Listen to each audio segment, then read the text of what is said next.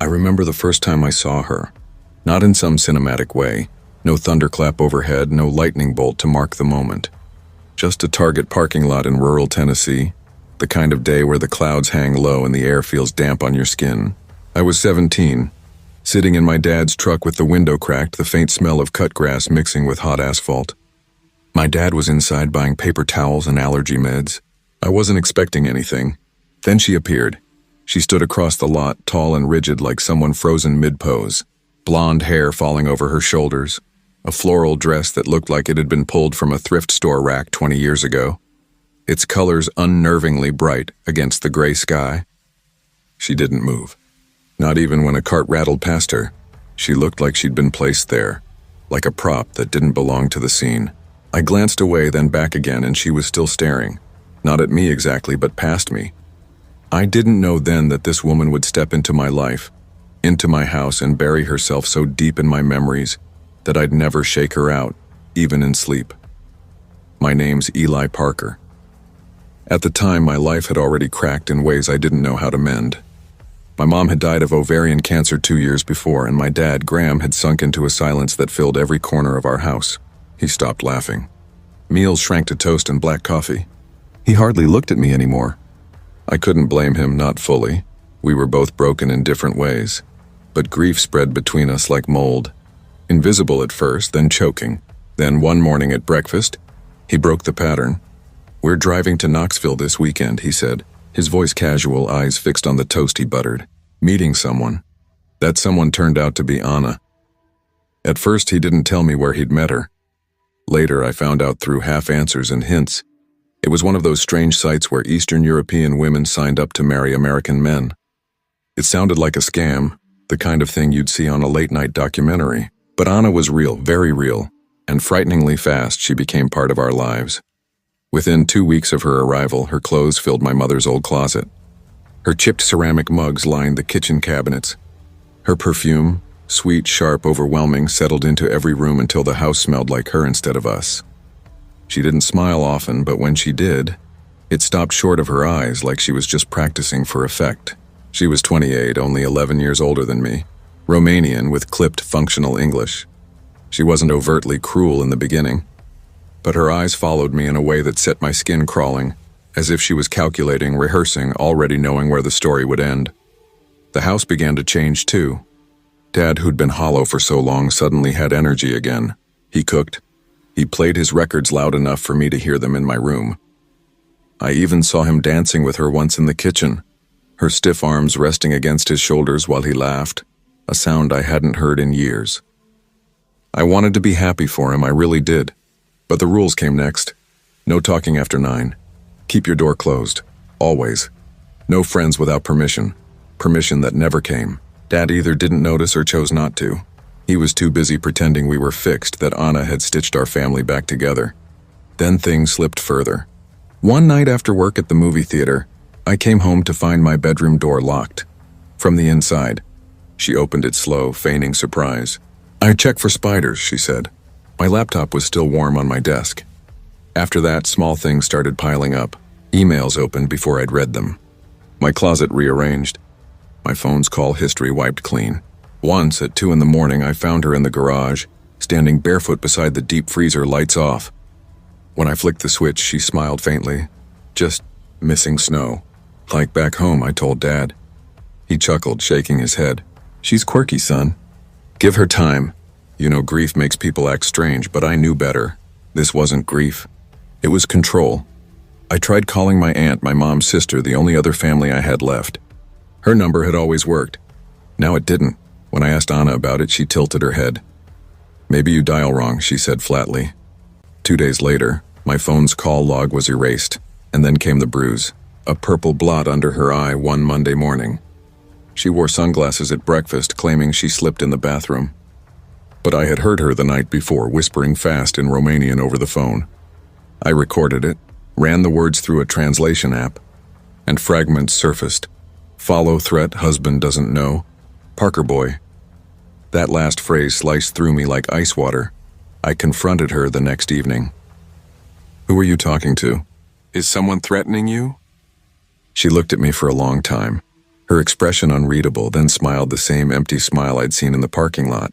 She went still, unnervingly still, and when she finally spoke, her voice was low, careful. "You should not listen to what is not meant for you. It's very dangerous." I didn't know what to say. The warning sat in my chest like a stone. Weeks crawled by, her presence tightening around the house like a grip I couldn't shake. One night, close to 1 a.m., I heard slow footsteps in the hallway. My dad snored behind his closed door. I peeked out. It was Anna.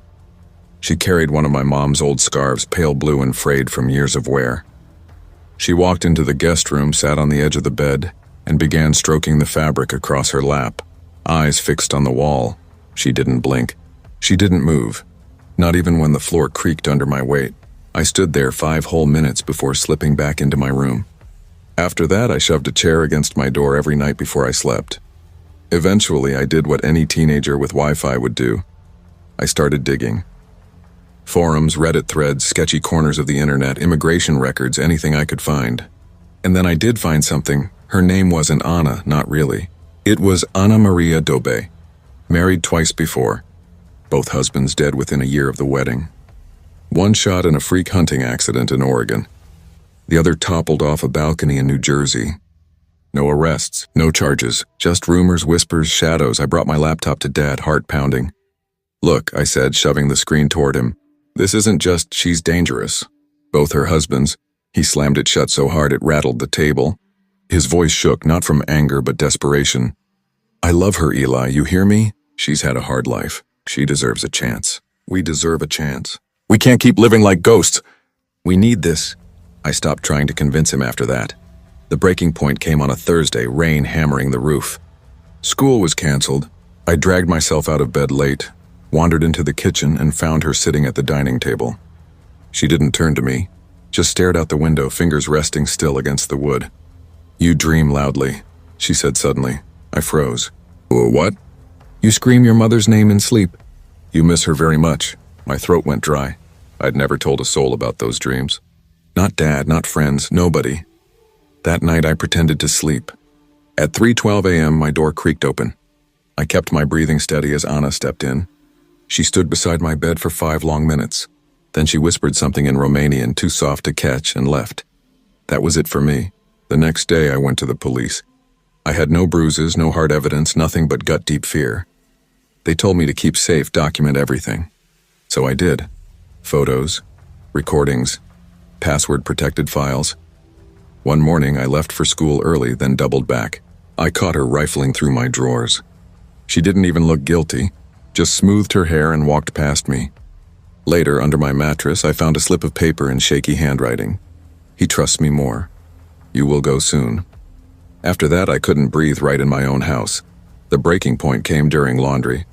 I noticed the crawl space door behind the machines was ajar. Nobody used it. I crouched down, pulled it open. Inside was a shoebox, Polaroids, pictures of me brushing my teeth, driving, sleeping. One of me at my window, the glass cracked open, taken from outside. And at the very bottom, a photo of my mom. Then another, her grave with fresh white roses. Roses Anna loved. I ran, took the photos, the notes, the recordings, shoved what I could into my car and drove to my friend Mark's house. His family took me in when I told them part of the truth, just enough to make them wary. 3 days later, my dad called, voice raw from crying. "Eli, she's gone. Anna's gone. She left a note." The note said, "I was not wanted, so I go where I am." When the police searched, they found her suitcase buried in our backyard. Inside were my mom's wedding ring, her old journals and hair, bundled, unmistakably human. They never found Anna. Not a trace. That was 5 years ago. I'm 22 now, studying psychology and trauma therapy, trying to make sense of the wreckage she left behind. But some habits don't fade. I still wedge something against my bedroom door. I still check crawl spaces. And sometimes in crowded places I catch the flicker of a white floral dress and my body goes cold. They say trauma leaves scars. But not all scars stay on the skin. Some live in the walls, waiting, watching.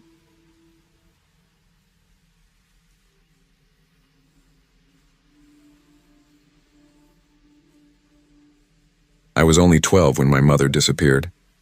No warning, no note, not even a backward glance, just gone. Dad tried to explain it later in that tired, quiet way adults have when they think soft words can cover up absence. He said she'd been unhappy for a while, that sometimes people break, that she needed space. But I knew better. I had heard the yelling at night, muffled by walls but sharp enough to pierce sleep. I had heard her crying in the bathroom, water running over sobs like she was trying to wash herself from the world. And I saw the way he looked at her when he thought I wasn't watching, a mixture of irritation and distance, like she was a loose thread in the fabric of our lives, ready to be cut away. By the time I was 15, he had someone new. Her name was Denise. She was younger than my mom by at least 10 years, with the polished kind of beauty Instagram had perfected. Sun-streaked blonde hair, careful makeup, perfect nails.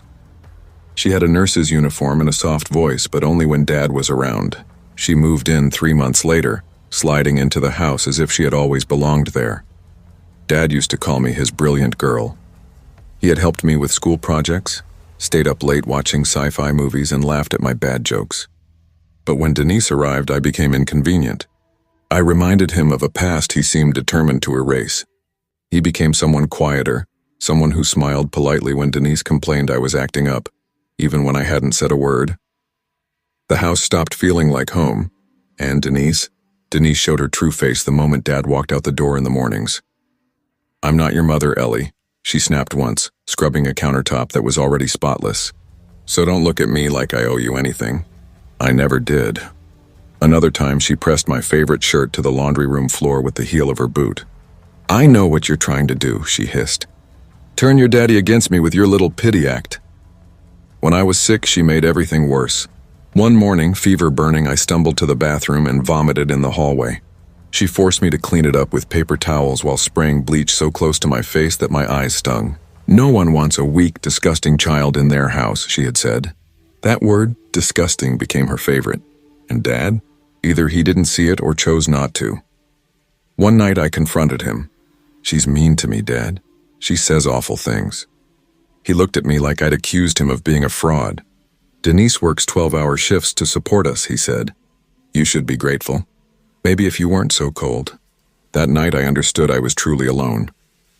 By 18 I had left. 3 days after graduation I enlisted in the Army. Basic training was brutal, but it was freedom. Sandstorms, deployments, blistered hands, sleepless nights. I pushed through it all just to feel something real. Something that didn't come with Denise's perfume or Dad's silence. College followed, and eventually a quiet wedding. Marcus, my husband, was different. He listened without judgment, without trying to edit who I was. Together, we bought a stretch of neglected farmland on the outskirts of a dying Pennsylvania town. At the back of the property stood a crumbling house half-eaten by ivy. The plan had always been to tear it down. I never saw Dad again after I left. No calls. Not for graduations, not for my wedding, not even when my name appeared in the local paper for an engineering award. "Do you ever want to reach out to him?" Marcus asked once. I shook my head. He made his choice. 2 months ago I saw her again. I had driven 2 hours to a larger mall, trying to escape the silence of our land, trying to clear my head while Marcus visited his family. She was at Bella's, a high-end lingerie boutique she would never have entered when married to Dad. Now, in her 50s, Denise clung to the same manufactured beauty. Tight jeans, overarched eyebrows, phone permanently glued to her hand. She didn't recognize me. Of course she didn't. I was no longer the fragile teenager she had tormented. My hair was cut short, black and sleek. My shoulders were broader, my posture confident. There was no trace of the girl she had tried to break. "Excuse me," I said, stepping beside her. "Do you know if the parking garage is still open on the east side?" "I can give you a lift if you're heading that way," I said, keeping my tone casual. She blinked at me, offered a tight, polite smile. "Sure, that'd be lovely." And just like that, she got into my car. No questions. No hesitation. The sedative didn't hit her until we reached the far edge of the property, where the overgrown dirt road gave way to the crumbling remnants of the old house. When she slumped in the seat, limp and heavy, I knew I had one shot to make this right. One chance to turn the years of torment into reckoning. I carried her body into the old house carefully, making sure she stayed unconscious. No one drove down our dirt road anymore. No one would hear anything, not that she could scream. I secured her to the iron bed bolted to the floor, the one that had once been part of a forgotten guest room. When she woke, her eyes flickered, first confusion, then fear. "Is this about money?" she asked, voice shaky. "No," I said calmly, placing a bowl of food in her lap. "It's about the truth." The first week was hell. She screamed until her voice cracked, kicked, twisted, tried to bite.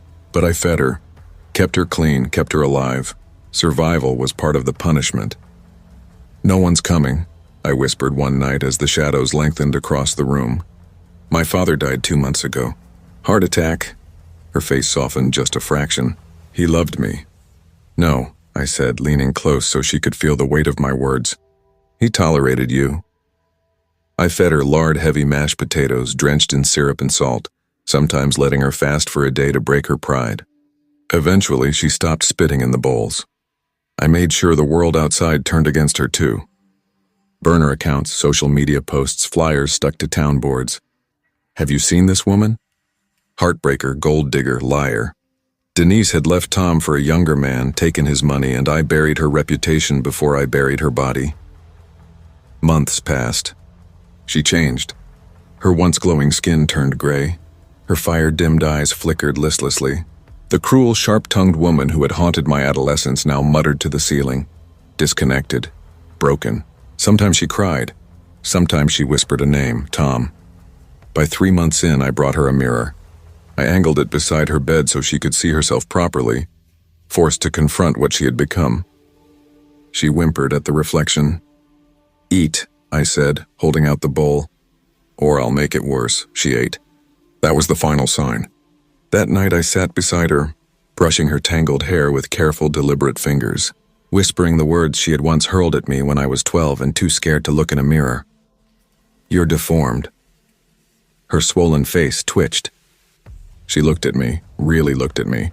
Something clicked in her eyes, recognition sparking in the shadowed depths. "I knew your mother was weak," she rasped. I smiled. "And now you'll know what weakness feels like." She didn't scream when it ended. I handled it swiftly, cleanly. Later I poured industrial chemicals over the body, bagged it in heavy plastic and stashed it beneath the rotting floorboards. 2 days after that, the backhoe arrived. "The whole place is collapsing," the driver said. "You're doing the right thing." "Yes," I nodded. "It's time to bury the past." The house came down in pieces, walls, dust, wood, and bones. Everything hauled to the landfill, exactly where it belonged. I never told Marcus the full story, only that the old house had been unsafe and needed demolition for peace of mind. In its place, we built a garden, bright flowers, stones etched with quiet words. Sometimes I walk through it barefoot in the mornings, dew collecting between my toes. I feel no guilt, because monsters don't disappear when you run. You have to become the reckoning they never saw coming.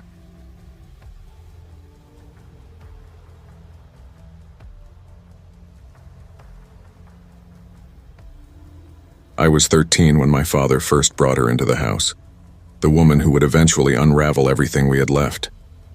He didn't introduce her as his girlfriend, not then. Instead, he smiled awkwardly and said, "This is Madison. She's a friend." I knew it was a lie, a soft one maybe, like a pillow meant to smother the truth without hurting too much, but it was still a lie. My mom had only been gone 7 months. She hadn't faded slowly. Cancer tore through her like fire-eating dry wood, fast and merciless. By the end, she was so hollowed out I could barely remember what she used to be like. Once she was electric, sarcastic, humming absent-mindedly while she cooked, always quick with a laugh. Near the end, all I remember is her silence, the way she would blink slowly, too tired to speak, squeezing my hand as the hospice nurse adjusted the morphine drip. I thought she was trying to tell me something that last Sunday morning before she died in the same house we still lived in. Her body stopped, but her smell lingered. It clung to her pillowcase until Dad washed it one night without telling me. I never forgave him for that. He stopped speaking her name, too. After the funeral, it was as if my mother had been erased. So when Madison appeared, I tried to be polite, civil. Mom would have wanted me to at least try. Madison was younger than Mom had been, though not dramatically so. She carried herself like someone who knew she was being watched. She wore sharp perfume that clung to the air until it made my head ache. She laughed too loudly at Dad's jokes. And she always brought me little things. Cheap bracelets, iced coffee I wasn't allowed to drink. Those garish frosted cookies from the bakery by the park. Bribes. I pretended to like them, but I hated how practiced it all felt. The first thing I noticed wasn't her perfume or the gifts, but Dad. He softened. He shaved every morning again. He started making pancakes on Sundays like he used to before Mom got sick. He even fixed the porch light bulb that had been out for months. He smiled again, but not at me. At her bureau. One summer afternoon, I came home from a friend's house and found half of Madison's belongings in our closet. She'd taken the left side, where Mom's dresses used to hang untouched. Dad said it was temporary, just until she finds her own place. She never left. At first, Madison wasn't openly cruel. She didn't yell. She didn't slam doors. She didn't need to. Her methods were quieter, sharper, like needles slipping beneath the skin. She made me doubt myself. My packed lunches would vanish from the fridge, and when I asked, she'd smile gently and say, "Are you sure you made one, sweetie?" I didn't see anything in there. And I'd start to wonder if maybe I was the one forgetting. She'd leave my body wash cap off, and when I asked, she'd tilt her head and say, "Maybe you're just absent-minded, honey." Always in that sing-song tone, like I was a little kid confused about her own shadow. Dad never noticed.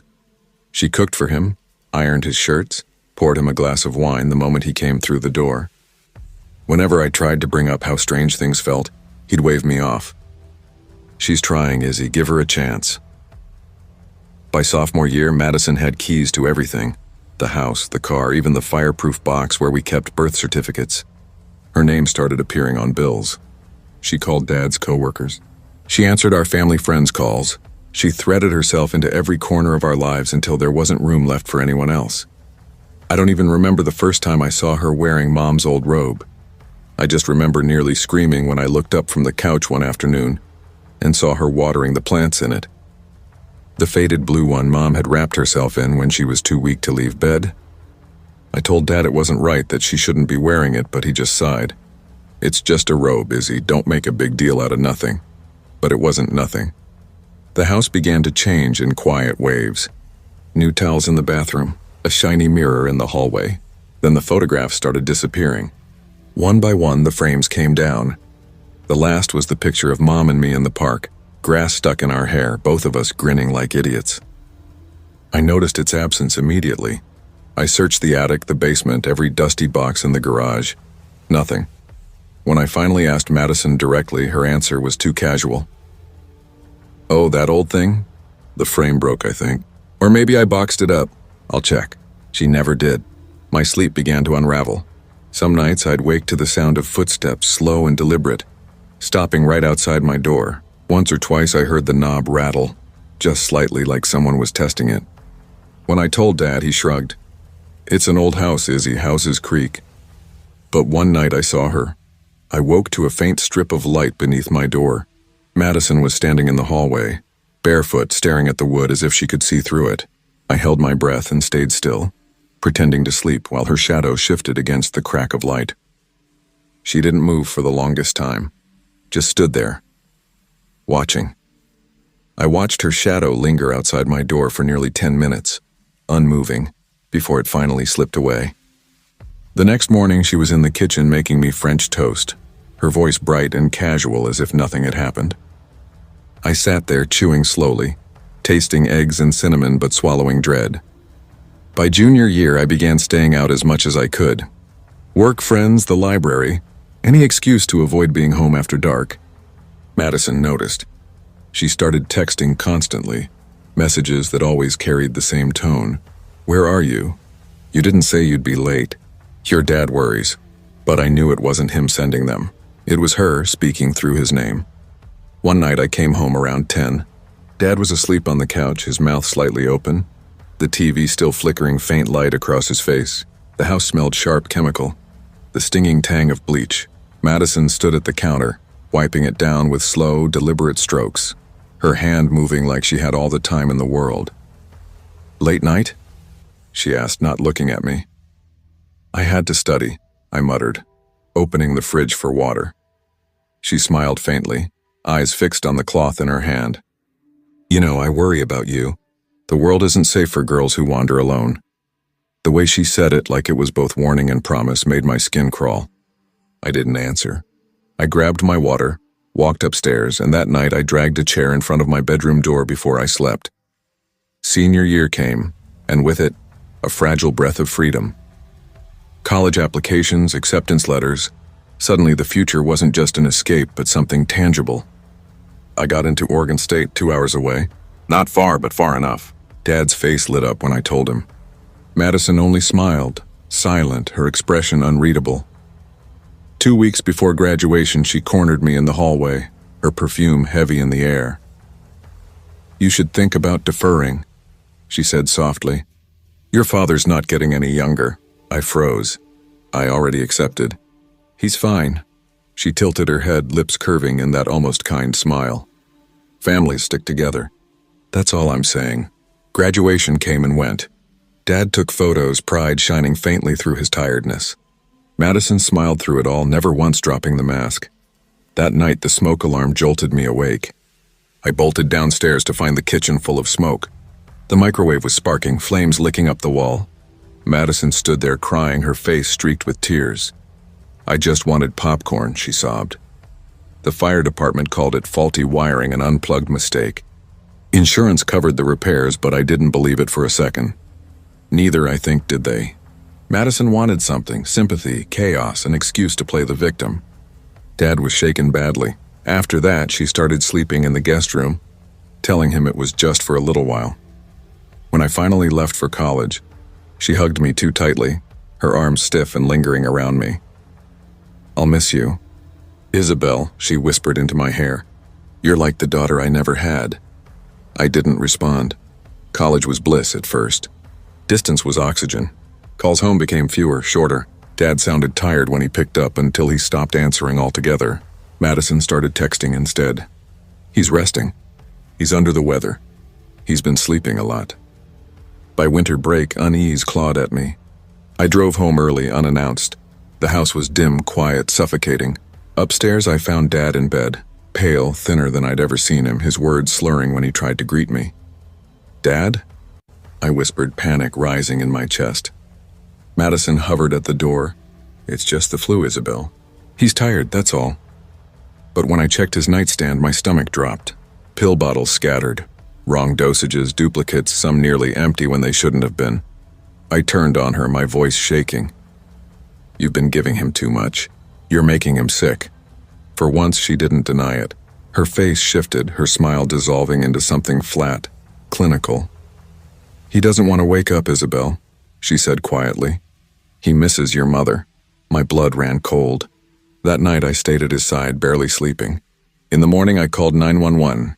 The paramedics said dehydration, over-medication, but they saved him. He went to stay with my aunt afterward, away from Madison. She never answered my calls or texts again. A month later, she was gone.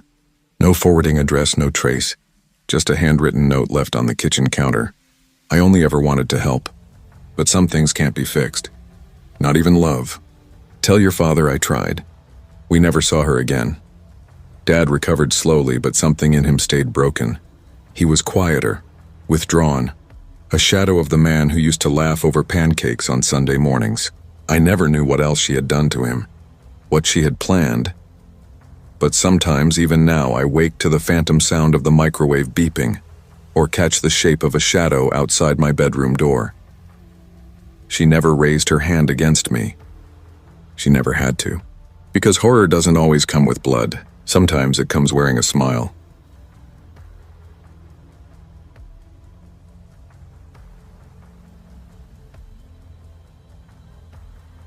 I was 13 when Dad introduced us to the woman who would change everything. Her name was Lena. I'm Maya, and I have 2 younger brothers, Ryan, who's 10, and Eli, who's just 2. We live in a quiet, tree-lined neighborhood in a small Oregon town called Elmgate. My mom died in 2019 from an aneurysm no one even knew she had. One minute she was standing over the stove cooking dinner. The next she was on the floor, gone. Nothing was the same after that. For a long time, Dad was barely there. He'd go to work, come home, boil some boxed mac and cheese, and then sit in front of the TV until he passed out. He was more shadow than person. I tried to hold us together, helped Ryan with his math homework, fed Eli, changed his diapers, rocked him to sleep. I was just a kid pretending to be the adult we'd lost, while the one left behind sank into grief. Then came Lena. Dad met her at some grief support group he'd gone to once or twice. She said she was only there for her sister. The first time I saw her was after school. She was already in our kitchen like she belonged there. She was tall, perfectly styled, wearing a navy blouse and white jeans like she'd stepped out of some lifestyle blog photo shoot. Her smile was wide, flawless, but her eyes stayed cold. I knew right away I didn't like her. And I swear she didn't like me either. At first it was subtle, little digs when Dad wasn't around. "You ever think about brushing that?" she'd say, eyes on my hair. Or, "Girls your age shouldn't be so bossy," whenever I reminded Ryan to clear his dishes. Dad didn't notice. He looked at her like she'd hung the stars. She cooked elaborate dinners, laughed at his corny jokes, posed with Eli for selfies she posted online with hashtags like bonus mom. Dad soaked it all up. Within 3 months, she was at the house more nights than not. By 6, her toothbrush sat in our bathroom like it had a lease. One night, Dad sat us down. "Lena's going to move in," he said like it was good news. He waited for smiles. Ryan and I both just nodded. Things started getting strange almost immediately. One afternoon, I came home early from a half-day at school. Dad was still at work, and Lena was supposed to be watching Eli. But the house was silent, no cartoons, no babbling. I set my backpack down and crept upstairs. As I passed Dad's room, I noticed the door cracked open. Lena stood at his dresser, the locked one, the one with his documents and the little safe. She held a slip of paper in her hand, whispering to herself. I froze. A floorboard squeaked under me. She spun around, smile snapping into place too wide. "Oh, hey Maya," she said sweetly. "Just looking for some extra blankets. Your dad said they might be in here." That was a lie. Everyone knew the blankets were in the hall closet. My heart thudded, but I didn't answer. I just went straight to Eli's room. He was asleep in his crib, cheeks flushed pink. Lena followed me in, still smiling. "You scared me. Thought I was alone." She gave a laugh that sounded forced. "Want a snack?" That night I told Dad what I'd seen. He chuckled. She probably just forgot where they were. "Don't be so suspicious, Maya." A few days later, I caught her slipping out of Ryan's room. She shut the door too quickly. "What were you doing in there?" I asked. "Just opening a window. Feels stuffy upstairs, don't you think?" She replied without missing a beat. After she walked off, I went in. Both windows were closed. The air was still. No sign of anything opened. I told Dad again. He only sighed. "Look, I know it's hard adjusting, but can you just try, for my sake? Like it was my job to fix this." 2 nights ago, everything shifted. Dad, Ryan, and I were at a school event. Lena stayed home with Eli. We got back around 9. I told Dad I was heading to the library to return a book, but I didn't go. I looped back, slid open the garage, and let myself in quietly. Something in my gut had been buzzing all afternoon. That small electric alarm that tells you when something's wrong. From the hallway, I heard Eli's cry, and it wasn't his normal whimper. It was a raw animal scream that made my stomach drop and my mouth go dry. Over it, I heard Lena, sharp and sudden, "Shut up." Shut the hell up. My feet moved before my head did. I ran into the living room and saw her looming over Eli's high chair, fists tight, face pinched with rage. For a second, she looked like she might strike him. She saw me and jerked like I'd shoved a needle into her. Her smile appeared too fast, brittle. "Oh, Maya, I didn't see you there," she said, a syrupy sweetness that didn't reach her eyes. "He's just fussy. Get away from him." I moved forward without thinking, hands already reaching. She didn't argue. She simply stepped back and walked out of the room as if she hadn't just yelled at a baby. I scooped Eli up. His little body clung to me, hiccuping sobs still shaking him.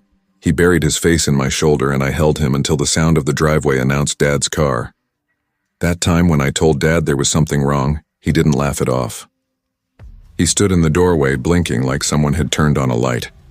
That night behind closed doors, I heard raised voices, the slam of something hard, then a heavy, stunned silence.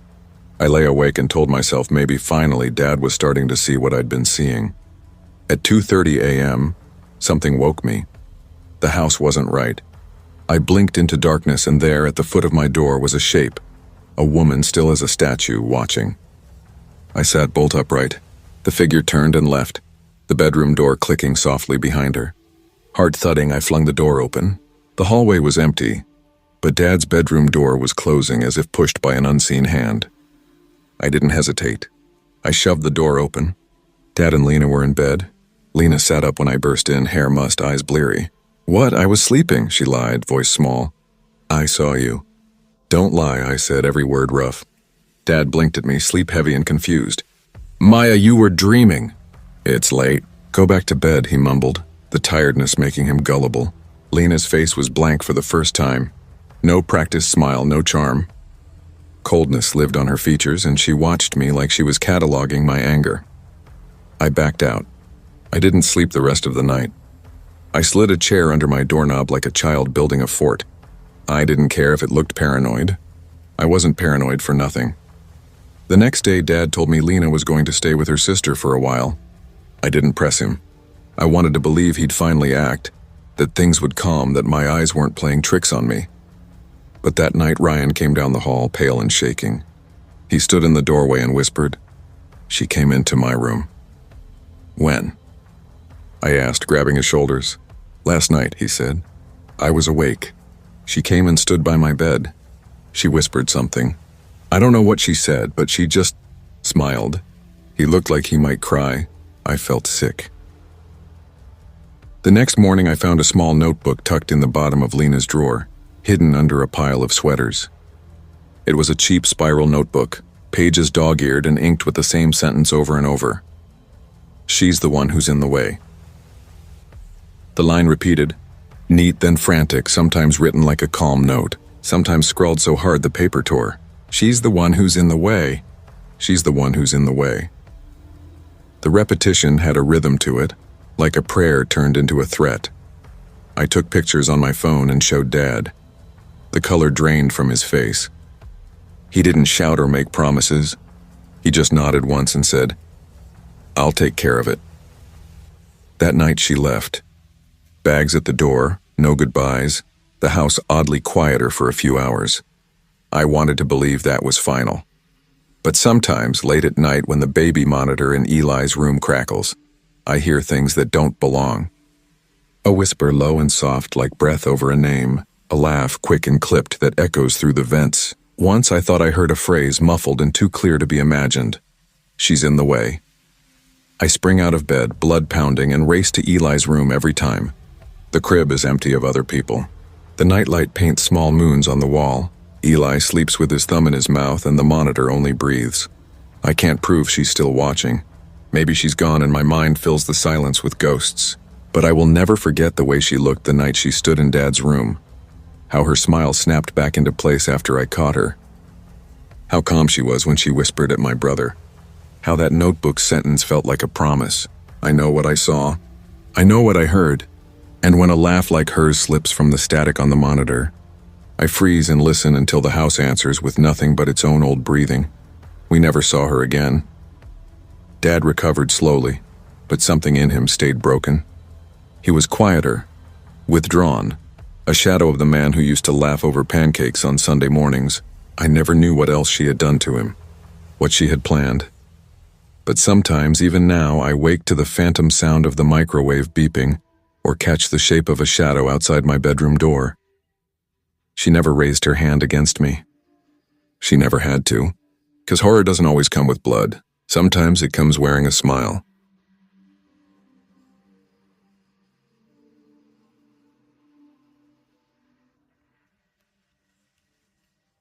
In the beginning, I didn't hate Irene. I didn't even really like her. I remember telling myself that over and over whenever she smiled too brightly at the dinner table, or rearranged something on my dresser without asking. The day my dad brought her home, the word I felt most was confusion. A strange new shape pressed up against the outline of the life we'd lost. I was 12, all elbows and knees and the kind of silence that lives in a house after a funeral. My mother had been gone 2 years by then. One minute she was reading on the couch, sun pooling over the pages. The next she was on the floor and the world had shifted so fast it broke things. It was sudden, brutal, total. It hollowed out parts of me I didn't know how to name.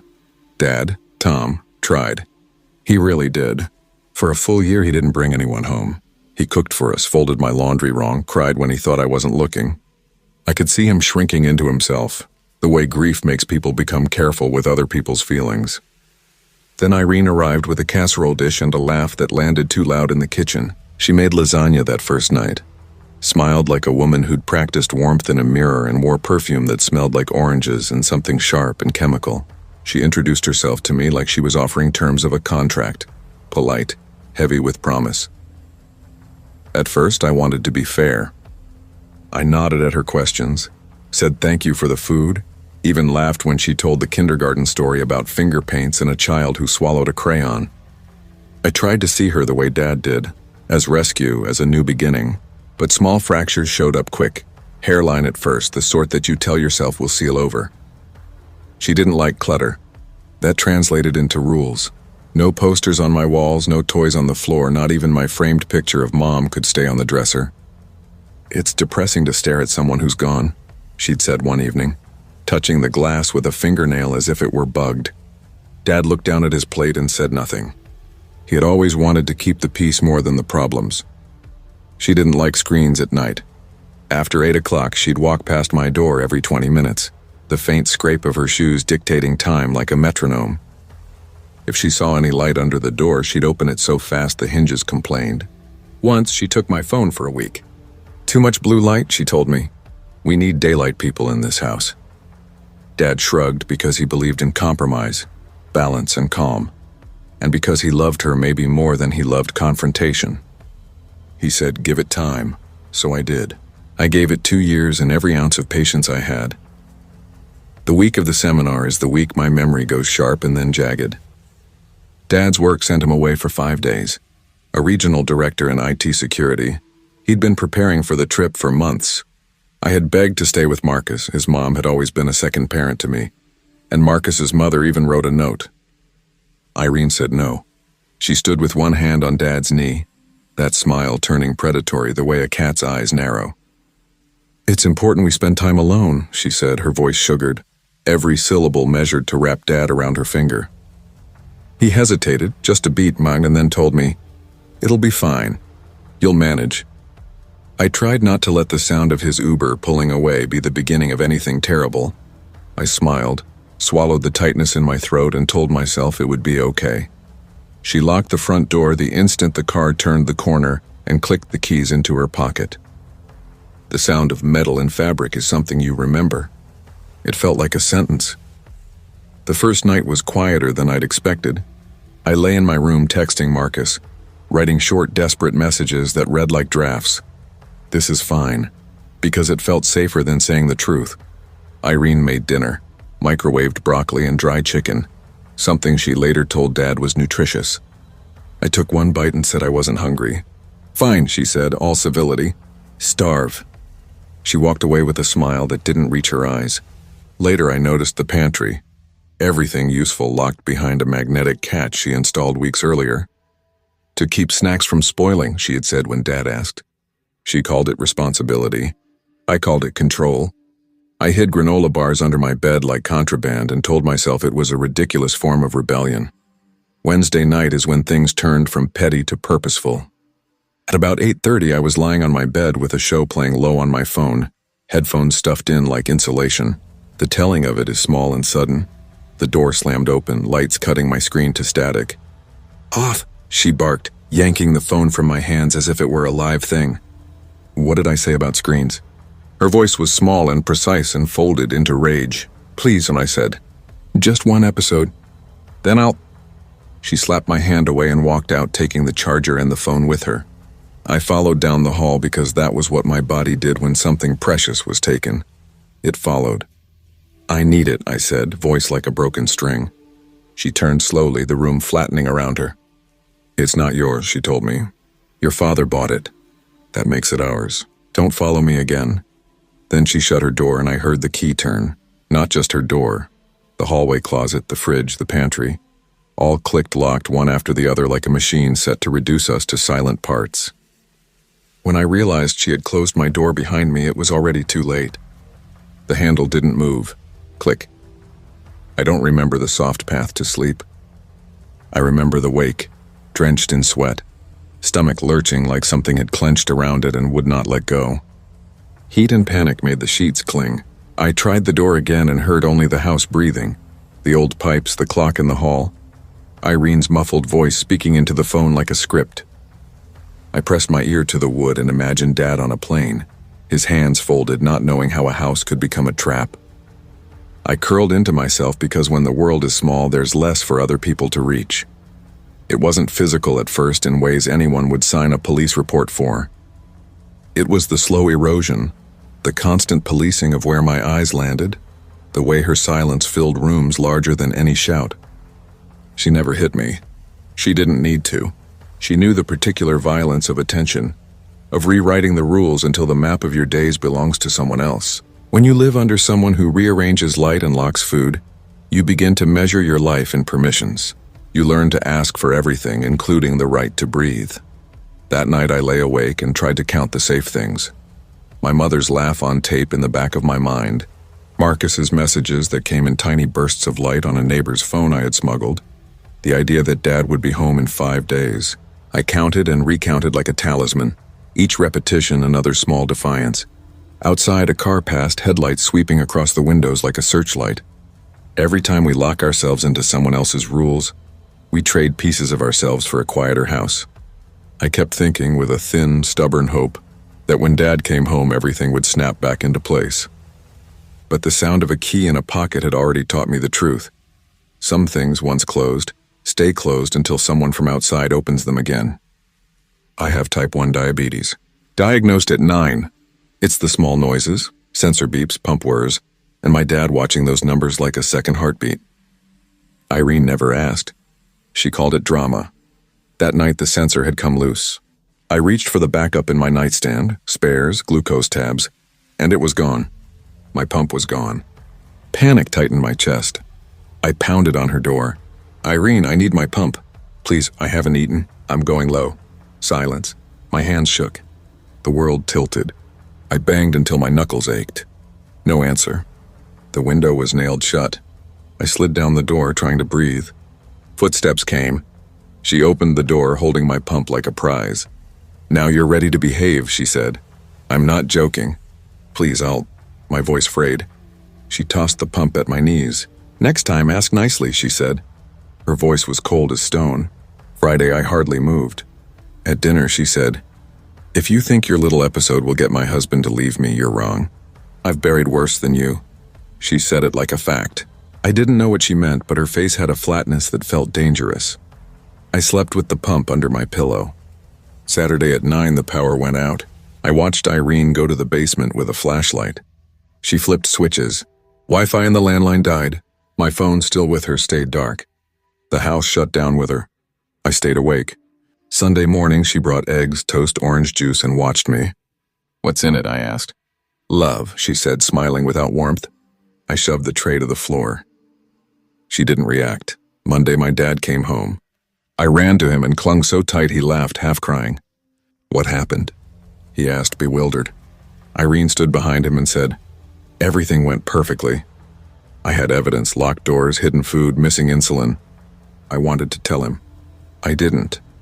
I had learned how a calm voice can rearrange belief. 3 weeks later, the school counselor noticed bruises on my arm from a scuffle. I broke down. CPS investigated. Dad defended her at first, love makes blindness, but the truth came out. The locks, the withheld food, the missing pump. She wasn't arrested, but she left. We haven't seen her since. My body remembered the low, sweat slick along my spine, the metallic taste in my mouth and fingers that burned with numbness.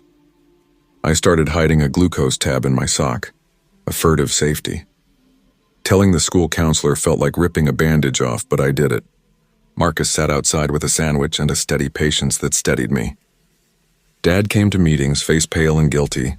He asked how he had missed it, how he could have let her manipulate him. He cried in the parking lot. I felt both relief and a hollow ache where trust used to live. Some nights I still wake sweating, hand fumbling for the pump beneath my pillow. For a moment I'm back in that room, the door locked, the key in someone else's pocket.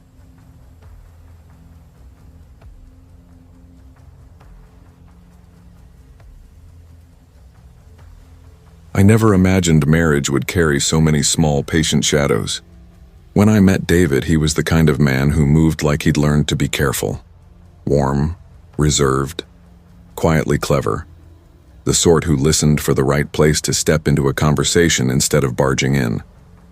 After a bruising relationship in New York I thought would define me, meeting him at a gallery opening in Portland felt like walking into a calm room after a storm. He told me early and unembellished that he had a daughter, Clara. I was honest. Too, I didn't want children of my own, but I thought time could teach me to love someone else's. We dated a little over a year, then married. I kept trying. I really did try with Clara, but something about her never fit. Even before the wedding, she barely looked at me. When she did meet my gaze, it felt measured, like she was weighing how useful I might be, not shy. Her smile never reached her eyes. I told myself it was teenage awkwardness, that losing her mother in an accident 4 years earlier had made everything sideways for her. Grief does that. It warps ordinary gestures into knives. But 6 months in, I stopped believing grief explained everything. It felt like another thing lived inside her silence, a kind of patient, deliberate cold. We moved into a house on the edge of Pine Brook, Oregon, a suburb where pine trees made soft curtains between properties and deer crossed the lawn at dawn like visiting cousins. It was picture perfect in a way that hides seams. At first, Clara simply ignored me. No good mornings, no hellos, the empty politeness you give a stranger. It slid into passive aggression. Doors slammed when I walked past, the TV turned up whenever I was on a work call, little snickers when I attempted something new in the kitchen. Small sabotages, I told myself. They add up. Then it escalated. One morning I found black ink smeared across the white duvet in our bedroom. A grotesque Rorschach smear that looked like someone had taken a fist to the blanket. My favorite beige heels were painted a lurid green. My phone charger kept disappearing. My perfume had been poured down the toilet. David always smoothed things down. He'd come up behind me in the kitchen, rub my shoulders and say, "She's just adjusting. It's not easy for her. You're the first woman in her life since her mom. Give it time." His voice was patient and steady, and I wanted to believe him. I loved him. But love wasn't enough when Clara started pushing boundaries I hadn't even known existed. The worst came when David had to fly to San Diego for 3 days on business. I remember the way Clara smiled when we dropped him at the airport. The lips curved, the eyes empty. The wave she gave was too long and held on the last beat like someone drawing out a threat. That evening I caught her with the locket my late grandmother had given me, a small, delicate thing I never wore when I thought of it as private. She stood in front of her mirror, fingers trailing over it as if she'd always owned it. "You didn't ask," I said, trying to keep my voice level. She shrugged without looking at me. "I don't have to ask. This house is half mine," she said. The sentence was casual, but there was something cold under the civility. "It's not about that. It's about respect." She turned slowly, the locket between her fingers like a bargaining chip. "You're not my mother," she said low, "and I'm not trying to be. But while your dad's gone, I'm in charge." She held my gaze for one long, wrong beat, as if measuring how much I would flinch, and then she yanked the chain until the locket snapped. The sound was small but final. I lost it. I snatched the phone from her hand. She screamed and bolted down the hall. Her door slammed so hard the picture frames rattled. I called David. He answered with a tightness under his words that made the call sound thin. He was angry, but he said he'd back me. "She can't keep doing this," he said. "Keep the phone until I get back." That night I felt a weird, guilty swell of pride. I thought I'd set a boundary, finally drawn a line, but I made a mistake. I opened the phone. I told myself I wasn't snooping. I'd grabbed it by habit because the cases looked identical. I meant to find an image from the gallery, a photo I'd taken earlier to post. Instead, the camera roll opened onto me sleeping. There were at least 30 photos, each one blurred and intimate in a way that made my stomach pull. Some had been taken from the corner of the room, some from the bedside, one from directly above, like someone had climbed onto a chair or stood on the mattress to hover over me. My hands started to tremble as I scrolled. The timestamps were all the same dark hour, between 2 a.m. and 3 a.m. night after night, the same window of time. I felt the floor tip beneath me, an awful hollow where trust should have been. Some of the photos showed David turned away, asleep on his side, but most of them were of me, Mouth slack, head tipped back, utterly helpless. The last image was taken from beneath the bed. The angle made my stomach drop into my knees. I sat there with the phone in my hands, bile rising hot in my throat. What was she planning, to humiliate me online? Or was it something worse? That night, I locked my bedroom door for the first time since we'd moved in. I lay awake listening to the house breathe and tried to tell myself I was overreacting. In the morning, Clara acted as if nothing had happened. She even said thanks over cereal and offered to fold my laundry. The casualness unnerved me so much I almost believed her performance. I decided, pathetic as it felt, to try rewarding good behavior. I gave the phone back. At 2:37 a.m., a small metallic click waked me like a pinprick in the dark. Then somewhere down the hall, a bang. The kind of slam that smells of calculated show. The bedroom door flew open. Clara was framed in the doorway, light from her phone painting her face a sick blue. Snap! The camera shutter sounded like a slap. I bolted upright. "What the hell are you doing?" I demanded. She didn't answer. She simply stood there, phone in her hand, shoulders steady. Then she ran. My heart hammered so hard I couldn't breathe. "Clara, stop! Why are you taking pictures of me?" She turned, slow and deliberate, like a person revealing the last card in a game. Her eyes were wide, but not frightened. "Because he didn't believe me," she said, quiet. "Who didn't believe you?" I croaked. "My dad." Her voice was small and sure at the same time. I froze. "Believe you about what?" I asked. She held the phone out toward me. "You never looked," she said. She scrolled back and stopped on a photo of me sleeping. "Turn up the brightness," she said without looking away. When I obeyed, my skin crawled. On the ceiling above the bed, elongated shapes crossed and recrossed like black vines. They were wrong. Too thin, too jointed, as if something had borrowed arms and stretched them out. In the next image, one of those limbs dipped lower, close to my neck. Another photo, closer still, showed a distorted, almost human shape inches from my face. Long, lath-like fingers, a silhouette that suggested a head but refused to conform to bones. "I saw it once," Clara whispered. "I thought maybe I was dreaming." But it kept coming back. "It hangs above you. Only when you sleep." I wanted to deny it, say it was a trick of light, a camera artifact, a smear. But I had begun to wake in the night with the room feeling like it weighed 100 pounds. Twice I'd woken certain something skittered across the ceiling. Quick animal movements that left the air colder where they'd passed. Shadows don't breathe. Whatever this was, it did. That night, Clara refused to go to her room. She crashed on the couch because she said she was too scared to be alone. We left every light on like a bad joke. At 3:08 a.m., I heard a scratching above the bed. Nails on wood, slow and deliberate. I didn't move. Then the camera shutter clicked again. Clara stood in the doorway, phone held high, her face suddenly ashen. "Don't move," she breathed. I didn't. She handed me the phone. The image showed a section of ceiling that looked ripped open, as if drywall had been peeled back to reveal a raw black hole. From that dark a face emerged, my face warped. The mouth was too wide, the eyes too big. The skin unnaturally smooth, as if someone had pulled my features over another skull and stitched them on. It wasn't me.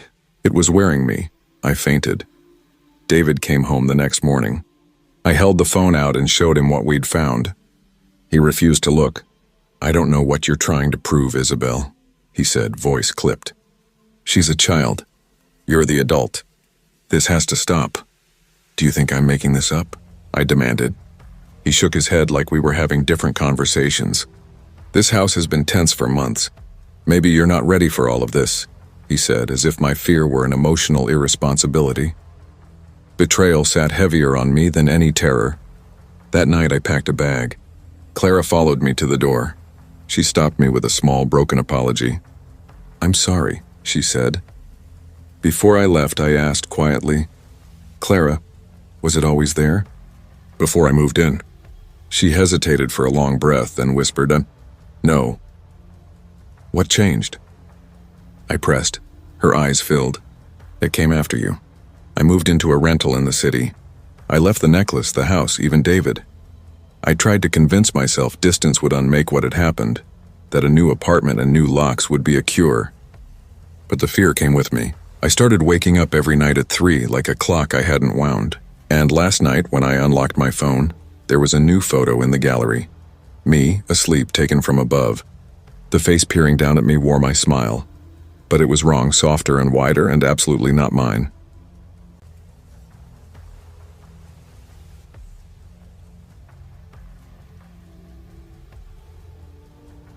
In the beginning, all I wanted was to be loved. Not adored, not worshipped, just held close by someone who wouldn't leave.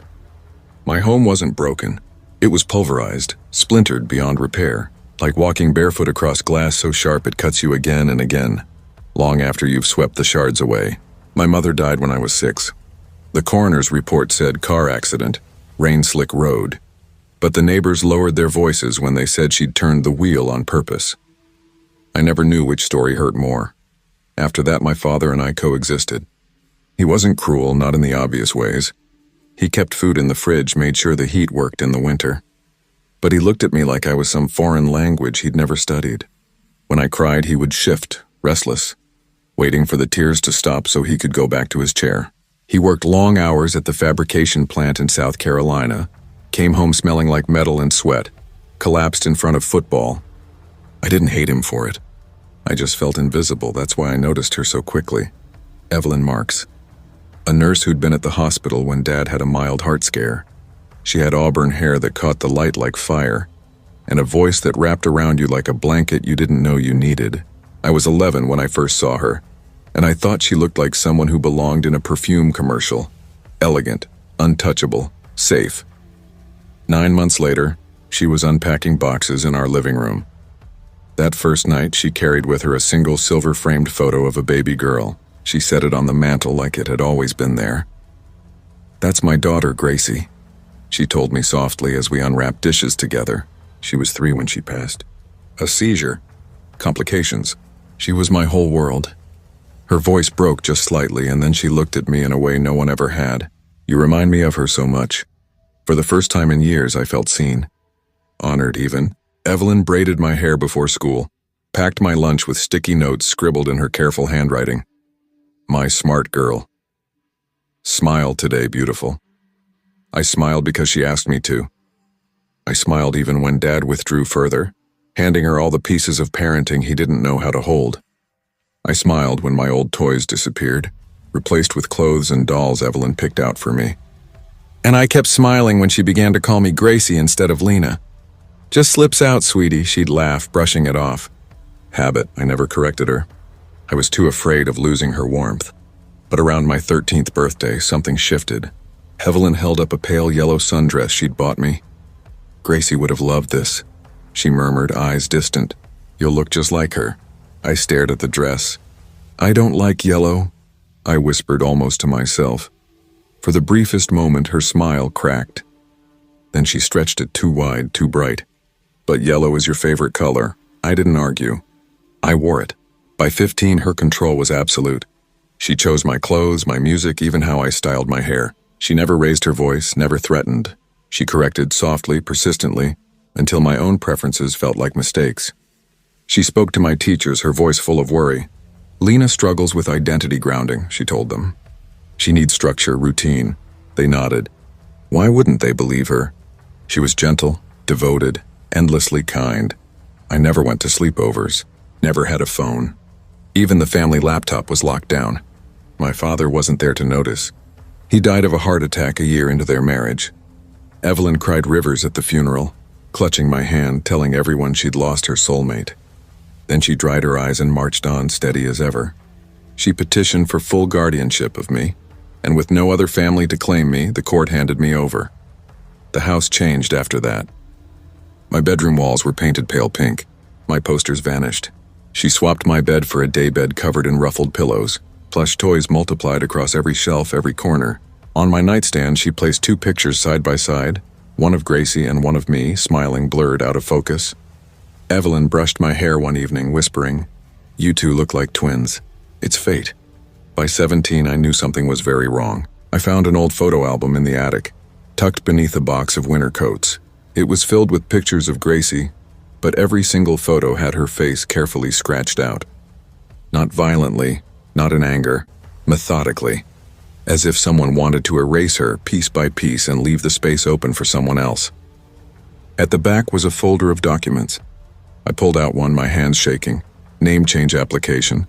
Lena Marie Harper, Gracie Evelyn Marks. My blood went cold. When I confronted her, she didn't even flinch. She stroked my arm, smiling like it was all normal. "It's just a formality," she cooed. "We're making what's already true official." "I don't want this," I said, my voice shaking.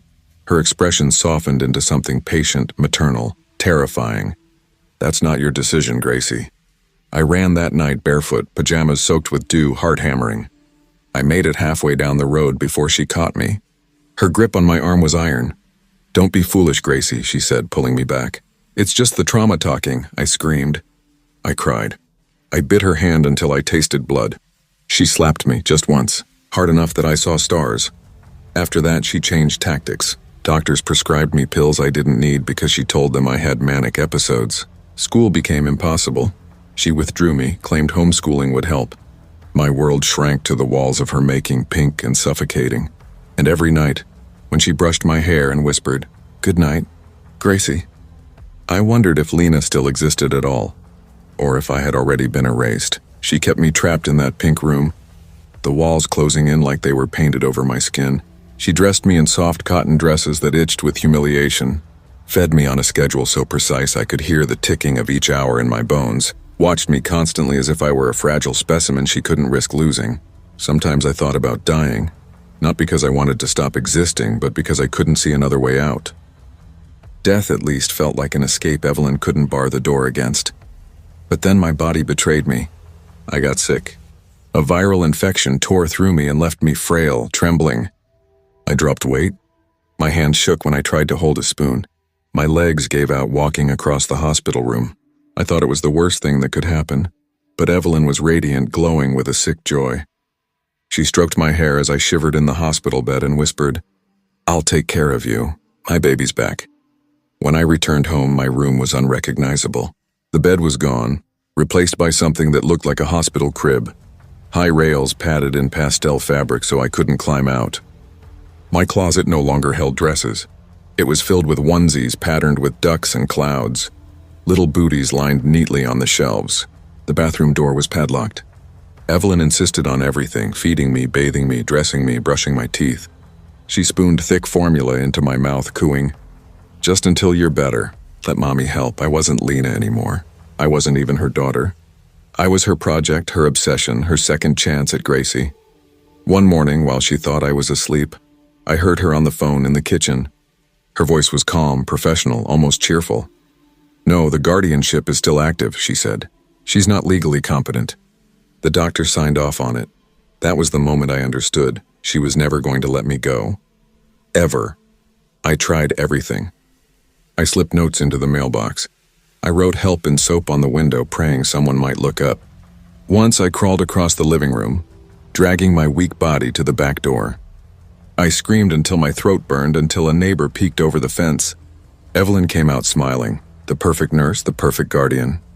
"I'm so sorry," she called to them, laying a hand on my shoulder. "She gets confused easily. She had a seizure this morning, frontal lobe involvement.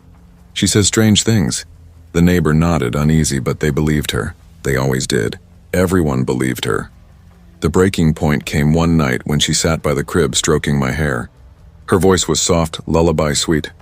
"Tomorrow we'll finalize the name change. I even got the new birth certificate." "No," I whispered, my throat raw. "Yes," she answered, smiling down at me. "I'll do whatever it takes, Gracie. You're mine now, forever." That night I didn't sleep. I lay still, counting her footsteps in the kitchen, waiting. When the floor creaked just right and I knew she was distracted, I pulled myself over the rails of the crib. My arms ached, my body trembled, but adrenaline carried me farther than strength ever could. I staggered to her bedroom, found her laptop on the desk, and with shaking fingers I turned on the camera. I recorded everything. The truth. The abuse, the lies, the forged documents, the forced regression. I told the story no one had wanted to hear, and then I sent it to the only person I trusted to listen, my old teacher. I remembered her email. Then my body gave out and the world went black. When I opened my eyes again, light flooded the room. Police, doctors, people asking questions I could barely answer. Evelyn stood in handcuffs, her mask cracking. They didn't believe everything at first. How could they? She was so convincing. But the video spoke louder than her smile. So did the notes I'd hidden. So did the journal I'd buried under the crib mattress. That afternoon, they arrested her. Identity fraud, medical neglect, unlawful imprisonment, psychological abuse. It's been 3 years now. I live with a foster family in North Carolina. My name is mine again. I go to therapy twice a week. I still don't sleep through the night, but I'm trying. Sometimes, though, I dream. In the dream, Evelyn stands at the foot of my bed, her auburn hair gleaming in the dark. She's holding a bottle, whispering, "You're mine, Gracie." But every time I wake, heart pounding, I remind myself, I'm not Gracie. I never was. I'm Lena Harper, and I survived.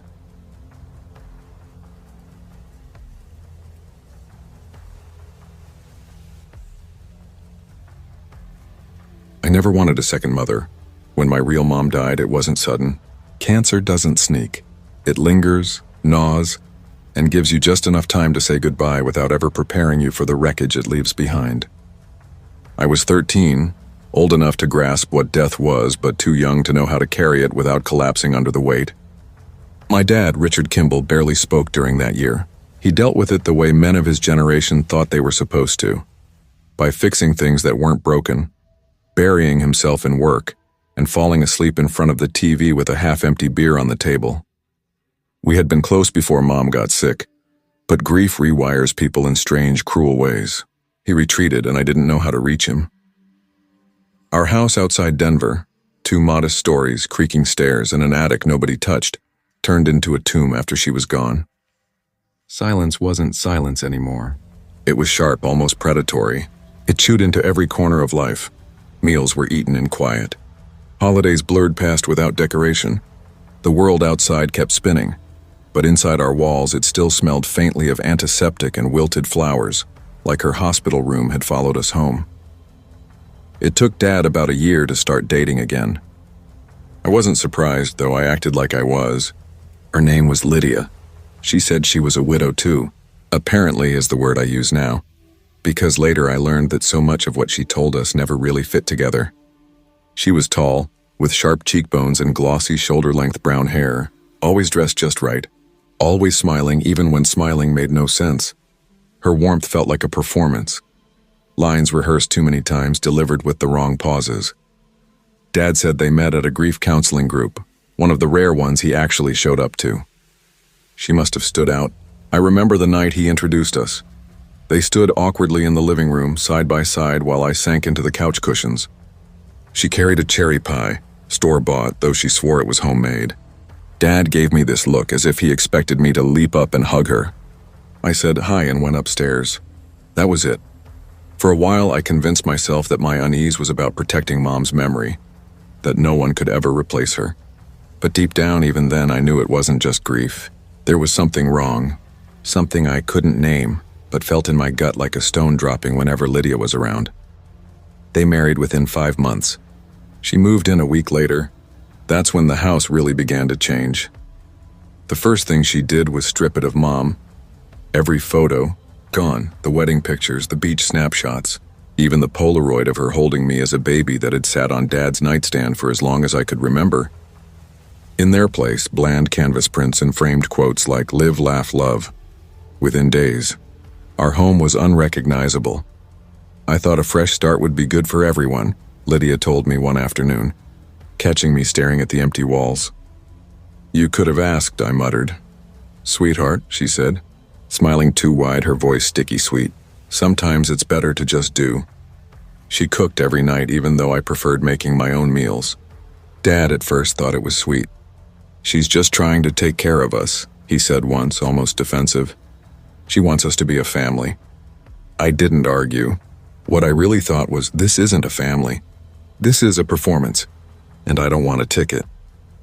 That was when small things began happening. A bracelet my mom gave me disappeared. My phone charger kept vanishing, only to reappear in odd places. Late at night, I'd hear Lydia in the kitchen whispering into the phone, her voice low and secretive. When I asked, she told me it was her sister back east, but she never mentioned family again, never called anyone during the day.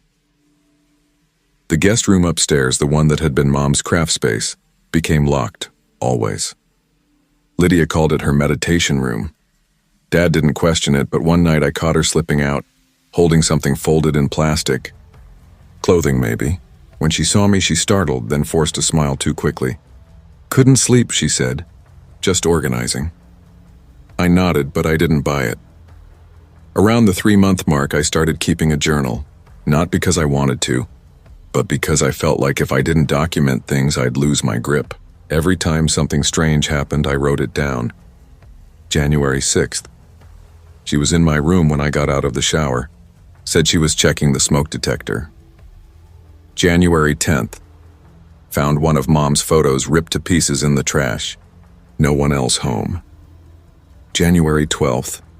Heard whispering in the guest room. Chanting, maybe. Door locked.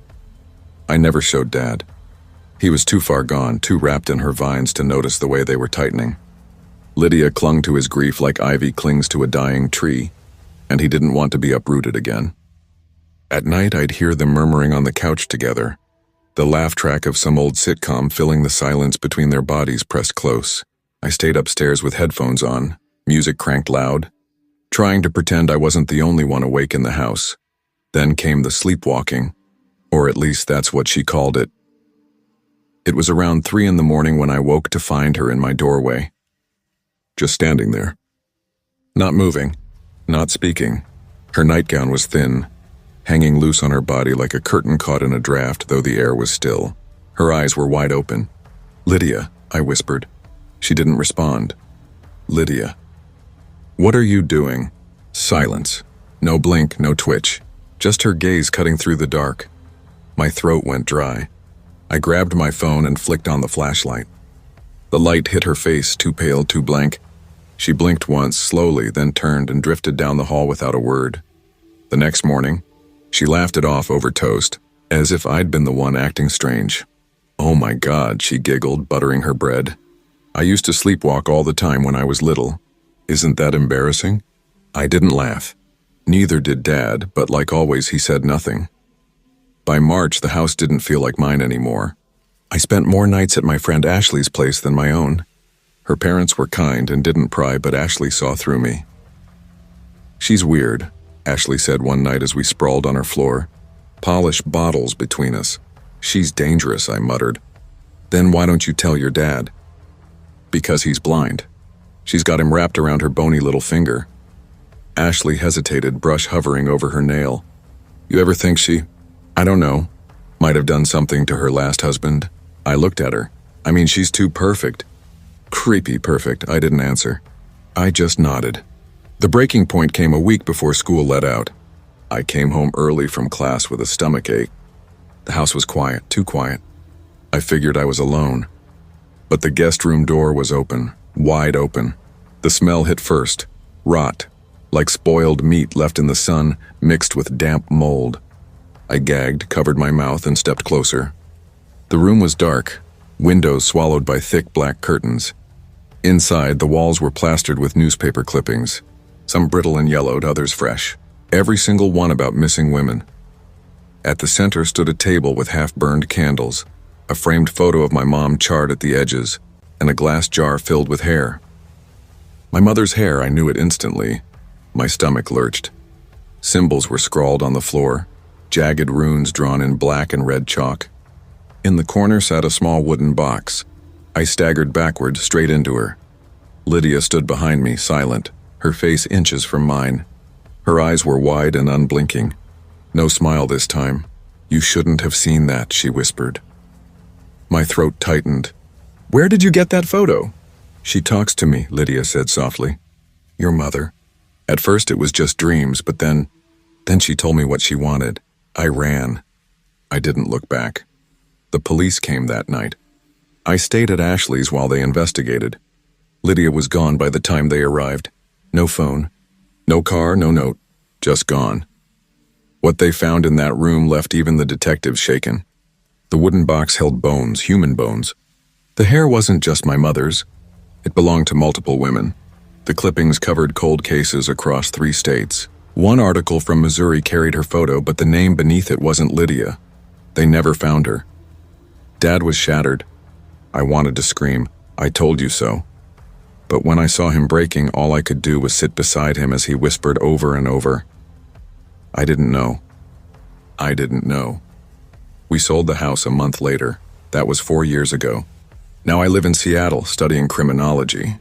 I want to understand people like her, monsters who wear smiles like masks. But I still check my closet every night before bed.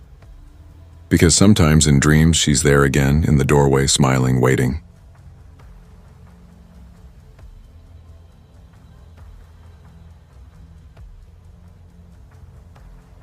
I never imagined that moving into a new home could feel like a warning, the kind that gnaws at your gut in ways words can't explain. When you blend families, you expect bumps, awkward silences, small rebellions. But what unfolded over those 3 months with my new stepdaughter, it was anything but ordinary. It wasn't just grief or stubbornness or some fleeting phase. There was something else, something alive in that house, and I feared it lived in her too. Let me start at the beginning. My name is Aisha Menon. I'm 34, a freelance web designer. I married Samir 6 months ago. He's a civil engineer. I met him during a road project in Pune. Samir had this calm, almost unshakable demeanor, the kind of man who didn't just listen but actually heard you. That gentleness, that quiet steadiness, that's what drew me in. And then there was Tara, his daughter from his previous marriage. She was 8. I didn't meet her until we were already engaged. Samir insisted she needed time.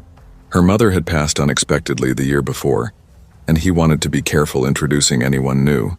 When I finally met her, I remember thinking she looked like a porcelain painting, immaculately neat, eyes dark and solemn, hair black as coal.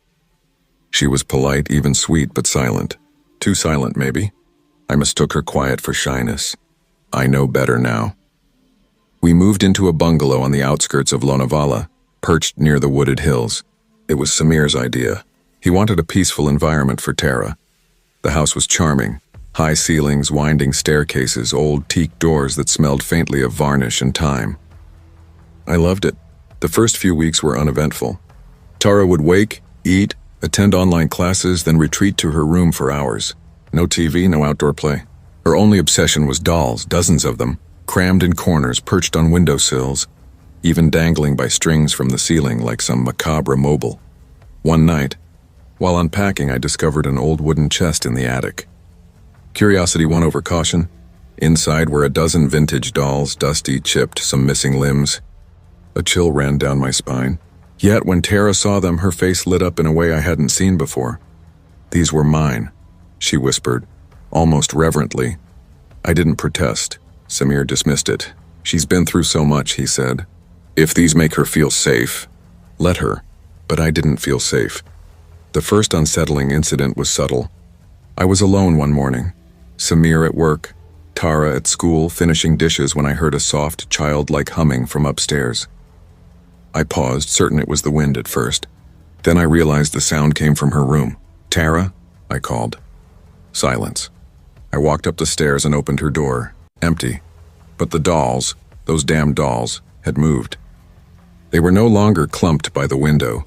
Now they formed a perfect circle on the floor around a tea set that hadn't been there before. I told myself she must have arranged them earlier, but unease knotted my stomach. Tara's behavior shifted after that. She began watching me. Not with curiosity, not affection, but something colder, patient, like she was waiting. She muttered to her dolls in a hushed voice, words I couldn't make out. Once I caught a fragment. "She's not ready yet." I froze. Later at dinner, I asked casually, "Who are you talking to, sweetheart?" "My real mommy," she said slowly, chewing. "She lives in the walls," Samir laughed. "She means in her memories," he said. But Tara didn't mean that. A week later, while changing her sheets, I found a drawing tucked under her pillow. 3 stick figures, one clearly Tara, one Samir. The third had X's over the eyes surrounded by red scribbles. Beneath it, a single word, Aisha. I knelt, trying for calm. "Tara, sweetheart, did you draw this?" She looked up at me and smiled, serene, almost proud. I was told to. Who did it? The one who wears your face. Nightmares began to consume me. I'd see myself moving through the house, but it wasn't really me.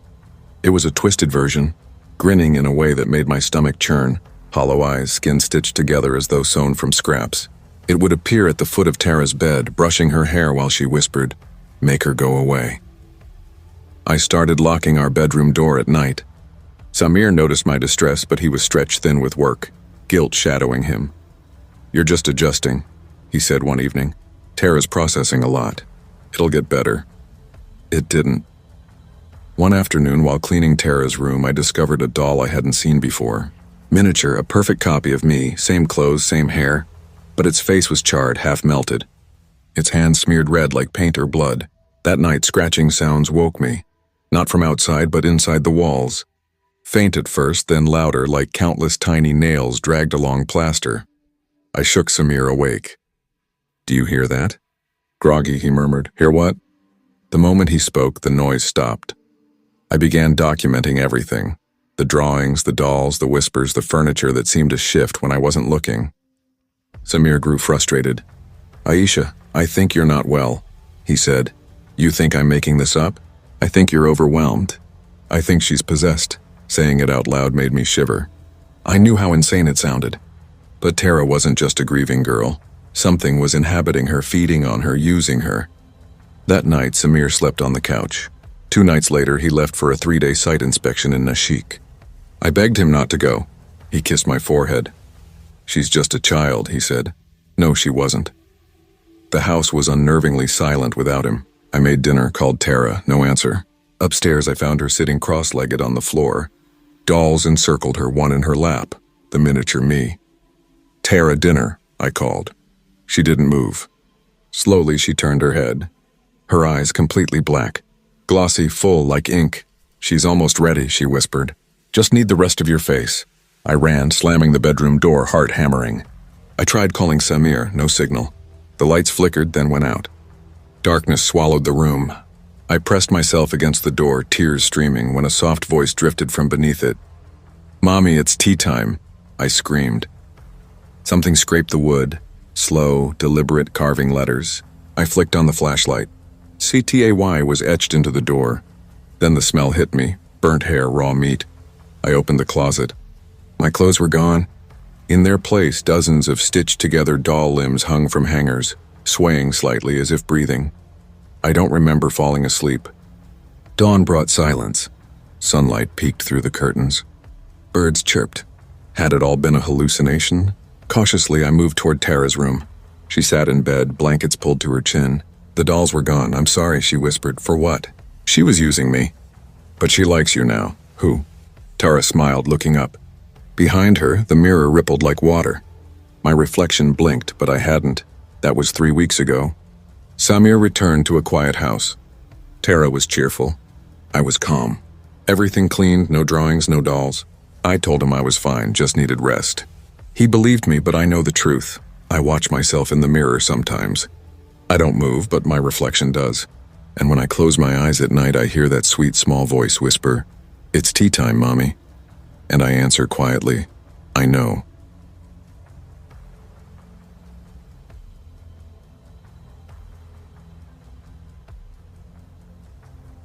In the beginning, I thought I was one of the lucky ones. My name is Isaac Walker, and I grew up in Maple Hollow, a sleepy suburb just outside Eugene, Oregon. Streets lined with maple trees, neighbors who smiled when you walked by. The kind of place where life felt safe and predictable. Until the day it wasn't. I was 10 when everything shifted. That year, my parents' fights grew louder, harsher. Mom, Laura, had started drinking after losing her job at the library. Dad, Daniel Walker, was already stretched thin trying to juggle work, bills, and keeping the two of us afloat. It wasn't working. The shouting became constant, and the silence afterward was worse. Heavy, suffocating, like the house itself was holding its breath. Then one morning, she didn't come for me. I waited by the front door, backpack slung over my shoulder, shoes scuffed from the sidewalk, thinking she'd be down any second. When she didn't appear, I went upstairs. Her bedroom door was closed, but the closet door was open. Empty. Her clothes were gone, drawers bare. I ran to Dad, panic tightening my chest. She went to clear her head, he said, voice flat, too quiet. But a week passed, no calls. No text, no note. Just silence. The months dragged on. I waited anyway, hoping she'd come home, but she never did. No one ever found her. No body, no goodbye. Just gone, Dad cracked in his own way. He buried himself in work, leaving before dawn, returning after dark, any excuse to avoid the empty walls. At school, I was just Isaac, the quiet kid, carrying the ghost of a mother and a dad who spoke only in tired grunts. Then came Rebecca. Dad introduced her casually, like she was just another friend from the hospital. A nurse, he said, helped me with my back injury. She was in her early 30s, tall, with copper blonde hair that caught the sunlight and green eyes that seemed warm enough to melt the tension in a room. She smelled like lavender and spoke with a calm, measured voice that made you feel like you were the only person who existed.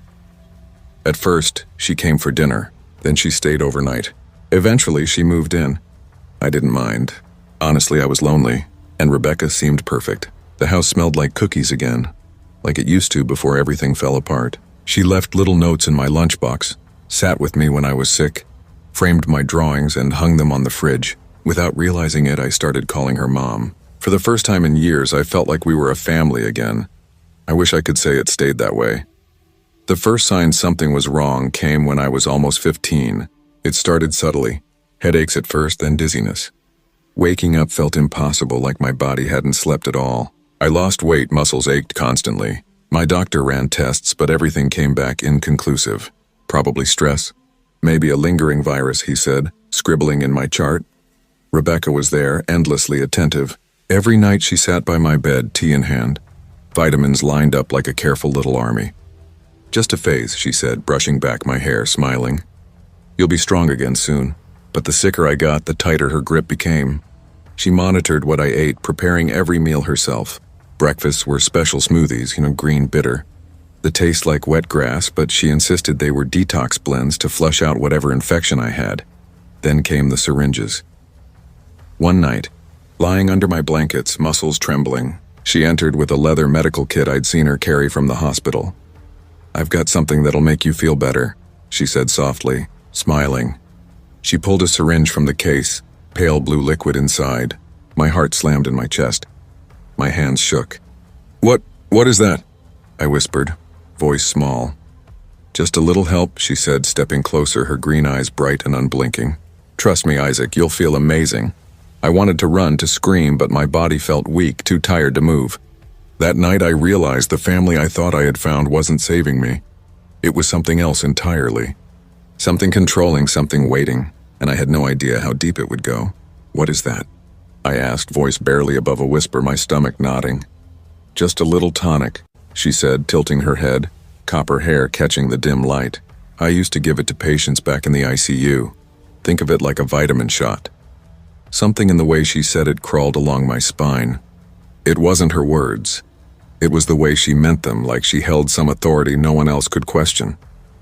Then she added, her green eyes gleaming, "You're an angel, Isaac, and I want to make sure you don't hurt anymore." She said it like it was a gift, like she was proud. My chest tightened.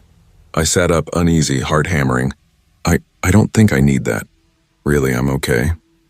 Her smile faltered for a fraction of a second, and I felt relief, brief and fragile.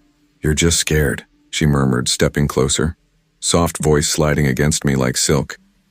"I understand." I leaned back instinctively. "No, seriously, I don't want it." For the first time since she'd moved in, her voice changed, colder, firmer. "You need this. Trust me." Before I could respond, she grabbed my arm. Panic surged. I yanked away and bolted out of bed, heading for the door. But she was fast, faster than I'd ever imagined. She stepped in front of the doorway, syringe poised like a knife. "You can't go to heaven if you keep fighting." "Isaac," she said, and her tone, soft yet terrifying, sent chills through my veins. I screamed, pure terror clawing out of me. That scream somehow saved my life. The front door slammed open and my dad came charging up the stairs. He burst into the room just as Rebecca lunged at me, the syringe raised. His hand shoved her back, then grabbed mine, yanking me behind him. Her scream cut through the air, jagged and unhinged. "It's time for you to leave, too." She lunged at him with the syringe aimed for his throat. Dad barely blocked it. The needle scraped his skin, but he deflected it enough to avoid a lethal puncture. The next moments blurred into a violent tangle. He wrestled her to the ground, pinning her there with every ounce of strength he had until the police arrived. After that, everything became a chaotic blur. Flashing lights, paramedics murmuring orders, detectives scribbling notes, and my mind spinning with disbelief. Rebecca was arrested on the spot. The toxicology report later revealed the truth. The injection she'd tried to give us contained thiopental, a drug that, in high doses, can cause respiratory failure. Detectives combed through the house and found poison, thallium, hidden in my food, slipped in gradually over weeks. That's why I'd been losing weight, why my muscles ached, why I'd felt like I was slowly dying. If I had taken that shot, I wouldn't have woken up. The investigation revealed even more. She was diagnosed with schizoaffective disorder and severe depression, but court documents, her journals, were what truly haunted me. She'd been obsessed with the idea of purity, of releasing those she loved from pain. Death to her was a gift, a kindness. The most terrifying part? She never believed she was doing anything wrong. After she was taken away, the house felt hollow again. I recovered physically, slowly gaining strength. Mentally, I'm still fragile. Panic attacks, trust issues, a flinch at the faintest scent of lavender. Reminders that what happened wasn't just a memory. My dad never talks about her. He blames himself, though he had saved me. I keep asking myself the same question over and over, why? Why would someone so kind, so loving, try to kill me? I don't know if I'll ever get an answer. All I remember is the last thing she did before the cuffs closed around her wrists. She turned to me, smiled that soft, warm smile, and started humming a lullaby, the same one she used to sing when I was sick. Her voice was gentle, almost comforting, and I could feel the horror of it sink into my bones. The same sweetness that had nearly killed me.